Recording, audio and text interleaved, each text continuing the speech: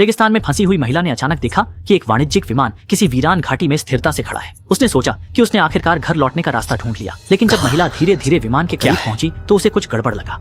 महिला का दिल तुरंत ठंडा पड़ गया। ये विमान कुछ तो अजीब लग रहा है। हालांकि डरी हुई अन्ना ने फिर भी हिम्मत रखी और आगे की खोज करने का फैसला किया। उसे जल्दी से सीढ़ी पर चढ़ते देखा गया। इसके बाद वह सावधानी पूर्वक रहस्यमय केबिन में गई। अन्ना जैसे ही छेद से बाहर आई, सामने की दृश्यता से उसकी आंखें चौंक गईं। चारों ओर देखो, सब खाली था और जब उसने कॉकपिट का दरवाजा खोला तो पहले से ही कमजोर बेटी पुराने कॉकपिट और दिख रही सर्किट बोर्ड को संभाल नहीं सकी और पहले से ही खो चुकी।